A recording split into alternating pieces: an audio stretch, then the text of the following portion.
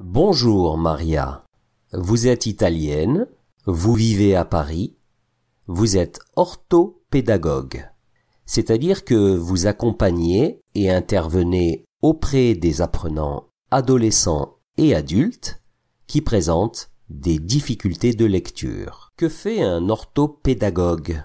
Bonjour. Alors, un orthopédagogue aide toutes les personnes qui ont du mal à apprendre par les méthodes traditionnelles, surtout à l'école, mais aussi au travail ou dans la vie quotidienne. Il faut les aider à trouver la clé pour comprendre, inventer la stratégie qui fonctionne pour eux. L'orthopédagogie est un mélange d'enseignement, de coaching, de psychologie et d'ergonomie. En particulier, je m'occupe de dyslexie et de dyscalculie. Certaines personnes ont des difficultés à apprendre à lire, à écrire et à calculer avec les méthodes scolaires classiques, alors qu'elles sont parfaitement intelligentes et pleines de bonne volonté. La dyslexie, la dyscalculie, ce sont des maladies? Pas du tout. Ces mots ont été inventés il y a longtemps. On pensait que ce n'était pas normal de ne pas reconnaître les mots écrits.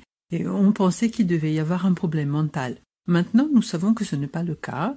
Aujourd'hui, on parle de neurodiversité, c'est-à-dire que nos cerveaux sont tous différents lorsqu'ils apprennent. À chacun sa méthode. La dyslexie est l'effet d'un fonctionnement différent du cerveau quand il capte et traite l'information. Mais il se trouve que ce fonctionnement n'est pas très adapté pour le code de l'écriture, mais il peut être très doué pour la langue orale ou le dessin ou les affaires. L'écriture et l'arithmétique ne sont pas naturelles, ce sont des technologies. Comme pour toutes les technologies, nous pouvons y être plus ou moins portés, un peu comme pour le tennis ou le violon. Il faut trouver la bonne façon de s'entraîner. Alors en pratique, qu'est-ce que vous faites? Je fais plein de choses. J'aide les élèves à trouver des bonnes techniques pour apprendre. Je forme les professeurs à reconnaître la dyslexie et à varier les méthodes d'enseignement. J'accompagne aussi les parents qui ne savent pas souvent comment aider leurs enfants.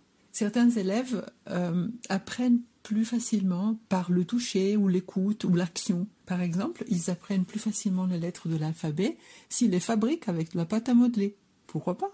Le français écrit est très difficile parce que les sons et les lettres ne correspondent pas régulièrement. Il faut beaucoup d'entraînement. Et tous les moyens sont beaux. Mais la vraie révolution reste le numérique, le multimédia, Internet. Il faut s'en servir à volonté. Alors j'explique comment bien utiliser l'ordinateur pour faciliter la lecture et l'écriture.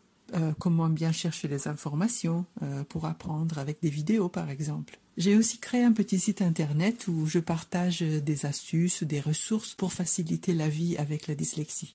Mais cette dyslexie, c'est quand même un handicap, non?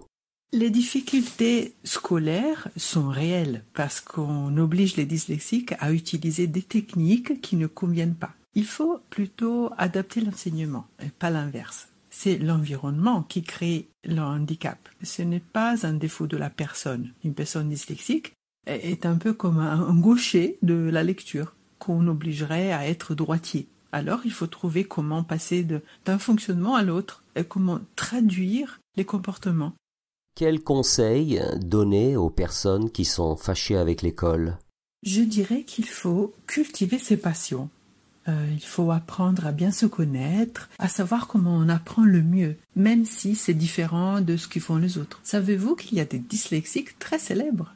Picasso, Agatha Christie, Steven Spielberg, Steve Jobs, des créatifs qui ont réinventé les domaines qui les passionnaient. Ce n'est pas surprenant parce que le même cerveau qui n'aime pas l'écriture ou le calcul peut avoir des capacités visuelles et spatiales étonnantes. Il sait penser en dehors des schémas parce qu'il ne les a jamais appris.